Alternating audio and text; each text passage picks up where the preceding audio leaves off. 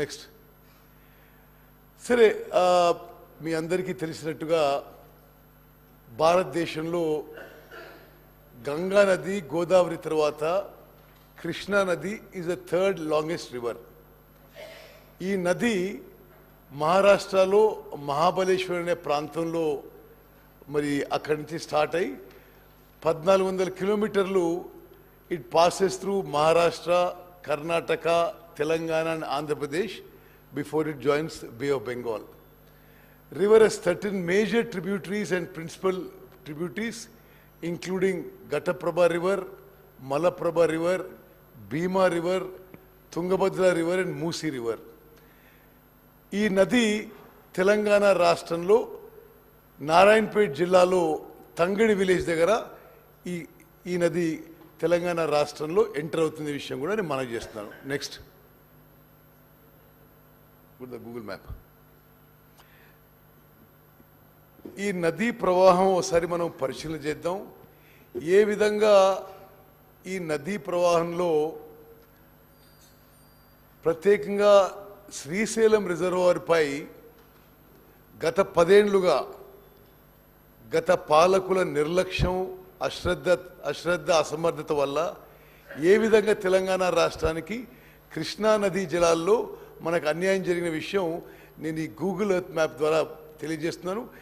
ఈ రివరు మహాబలేశ్వర్ మహారాష్ట్రలో మొదలై just go along the flow. ఇది మహారాష్ట్రలో 115 కిలోమీటర్లు ట్రావెల్ చేసి కర్ణాటకలో ఎంటర్ అవుతుంది.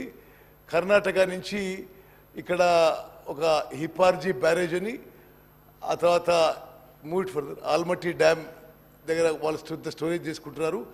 ఆ తర్వాత నారాయణపూర్ దగ్గర, ఆ తర్వాత కృష్ణా నది ఇప్పుడు ఈ తంగిడి అనే ఈ విలేజ్ దగ్గర it enters the Telangana state. Telangana state enter అయిన తర్వాత జూరాల రిజర్వాయర్ ఉంది. అక్కడ గతంలో కట్టిన ప్రాజెక్ట్ విషయం మీ అందరికీ తెలుసు. I will not go into details of that. Then it comes down and then we come to Srisailam reservoir. Srisailam దగ్గర తుంగభద్ర కూడా ఇక్కడ జాయిన్ అవుతుంది. శ్రీశైలం రిజర్వాయర్లో స్పీకర్ సార్, ఇక్కడ మీ ద్వారా గౌరవ శాసనసభ్యులందరికీ, తెలంగాణ రైతాంగానికి తెలియజేయాల్సిందంటే, తెలంగాణ రాష్ట్రం ఏర్పడ్డది తెలంగాణ నదీ వాటాలు రివర్ షేరింగ్లో గతంలో అన్యాయం జరిగింది.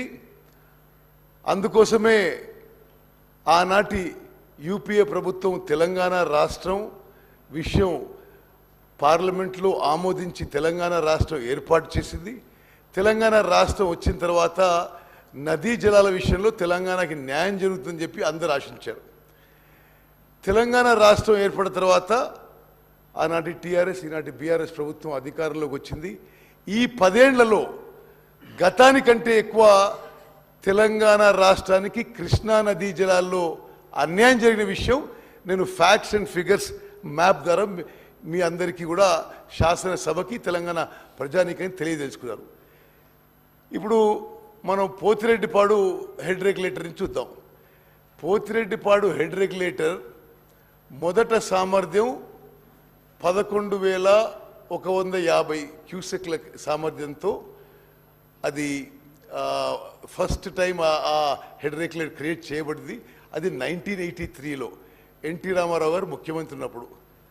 ఆ తర్వాత రాజశేఖర రెడ్డి గారు ముఖ్యమంత్రి ఉన్నప్పుడు ఈ హెడ్ రెగ్యులేటర్ కెపాసిటీ 44,000 క్యూసెక్స్కి పెంచడం జరిగింది. కానీ 44,000 క్యూసెక్స్ శ్రీశైలం అట్ 840 లెవెల్లో. 2020లో ఈ పోతిరెడ్డిపాడు హెడ్ రెగ్యులేటరు 44,000 క్యూసెక్ల నుంచి 92,500 క్యూసెక్స్ వరకు పెంచడం జరిగింది. ఇది జగన్మోహన్ రెడ్డి గారు జియో 203 ఇచ్చి మరి ఈ పోతిరెడ్డిపాడు కెపాసిటీ పెంచడం, అదేవిధంగా Rayalaseema lift irrigation scheme 3 TMC per day కెపాసిటీతో ఆ జియో 203తో తెలంగాణకి గ్రావిటీ ద్వారా రావాల్సిన నీళ్లు ఇల్లీగల్గా ఆంధ్ర రాష్ట్రం గత ప్రభుత్వం ఉన్నప్పుడు గత పాలకుల మరి ఐదర్ సైలెంట్ అప్రూవల్తో ఈ Pothireddypadu expansion to 92,500 and Rayalaseema lift irrigation scheme 3 TMC per day. ఇది నేను ఫర్దర్ డీటెయిల్స్ తర్వాత వస్తాను. అదేవిధంగా గత 10 ఏళ్లుగా ఇక్కడ Rayalaseema lift irrigation scheme 3 TMC per day గత ప్రభుత్వం ఉన్నప్పుడే నిర్మాణం మొదలైంది. అదేవిధంగా ఈ 92,500 క్యూసెక్స్కి సామర్థ్యం పెంచడం కూడా గత ప్రభుత్వం ఉన్నప్పుడే జరిగింది.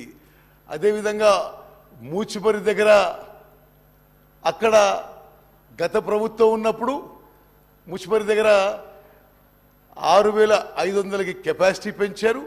మరి కేసీ కెనాల్కి మరో 1000 క్యూసెక్ తీసుకుపోవడం. అదేవిధంగా మల్యాల దగ్గర కూడా 2017లో మరి కెపాసిటీ ఇదివరకు ఉంది 3,850 క్యూసెక్స్ నుంచి 3,600కి పెంచడం జరిగింది. సారీ 6,300కి పెంచడం జరిగింది. అంటే నేను ఈ విషయం ఎందుకు హైలైట్ చేస్తున్నానంటే తెలంగాణ రాష్ట్రం ఏర్పడిన తర్వాత కృష్ణా నదీ జలాల వాటాలో